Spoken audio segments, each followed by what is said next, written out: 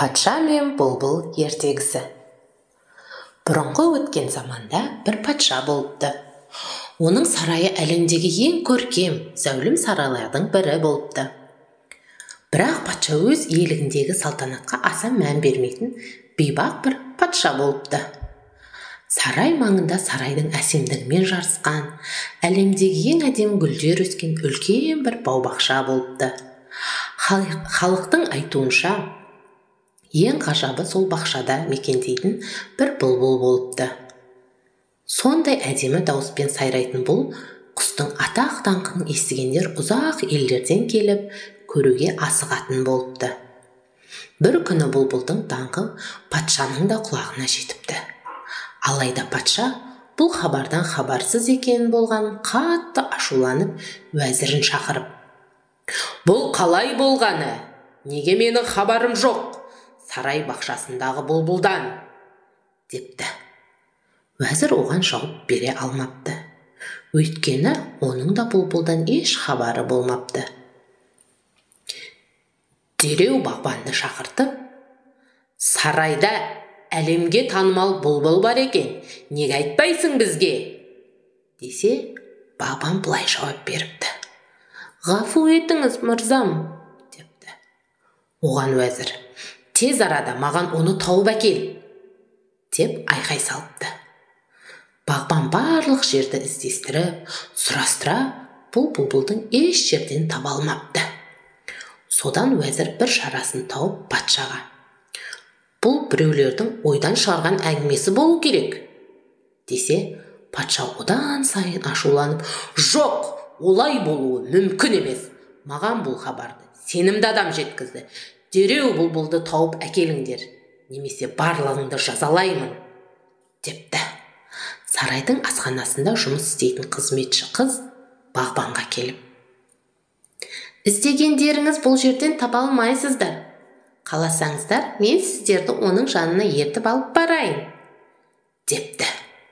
Мұны естіп қуанған сарай қызметкерлері дереу бұлбұл мекендейтін тоғайға қарай жол тартыпты. Бұлбұл тұратын жерге келгенде қыз: «Кішкентай бұлбұл», деп айқайлапты. Бұлбұл бір ағаштың бұтағынан көрінген кезде: «Патшамыз сені көргісі келіп, даусыңды естігісі келіп жатыр. Егер бізбен бірге бармасаң, патшамыз барлығымызды жазалайды», депті. Бұлбұл оған келісімін беріпті. Жолай оның әсем даусын тыңдап, барлығы сарайға келіпті. Сөйтіп патшаның құзырына шығып, бұлбұл әдемі даусымен ән шырқай бастапты. Даусынан әсерленген патшаның көзінен жас парлапты, әрі жүзіне қуаныш ұялапты. Патша бұлбұлға: «Менен не тілеуің бар? Айт!» депті. Сонда бұлбұл: «Мен үшін ең үлкен сый сізге қуаныш сыйлау», деп жауап беріпті. Баршаның сүйіспеншілігіне қауышқан бұлбұл сарайдағылардың асыл тәжіне, бақ дәулетіне айналыпты.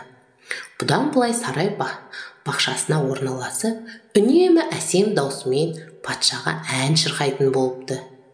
Ел тұрғындары бұлбұлдың әндерін тыңдау үшін сарайдың айналасына жиналып тұратын болыпты.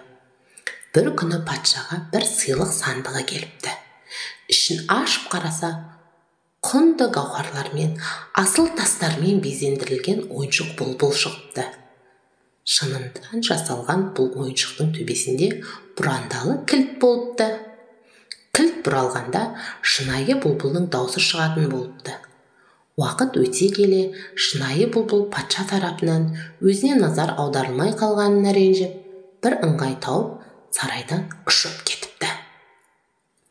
Күнде әсем үнімен сайрап жүрген ойыншық бұлбұл бір күні бұзылып қалыпты. Бұлбұлдың даусына үйренген патша сол кезде ғана шынайы бұлбұлдың жоқтығын сезініп, оған әділетсіздік жасағанын ұғыныпты. Қайғысынан науқастанып, төсек тартып жатып қалыпты. Күн өткен сайын жағдайы нашарлап, халық та қам жепті. Оның шарасыз күйін көрген жұрт жағдайын жақсармайтынын ойлап, жаңа патша тағайындауға бел байлапты. Патшаның сырқаты және жаңа патша тағайындалуын хабары сарайдан ұшып кеткен бұлбұлдың құлағына да жетіпті. Патшаның өзін жақсы көретін, істеген ісіне өкінетін естіген бұлбұл оған көмектесуге шешім қабылдап, дереу патшаның жатқан бөлмесінің терезесінің алдына ұшып келіп, әсем даусымен ән шырқай бастапты. Төбесінде жатқан патша бұлбұлдың даусын естіп, қайта өзіне келе бастапты. Таңға жуық патша аяғына тұрып, ауруынан жазылып кетіпті.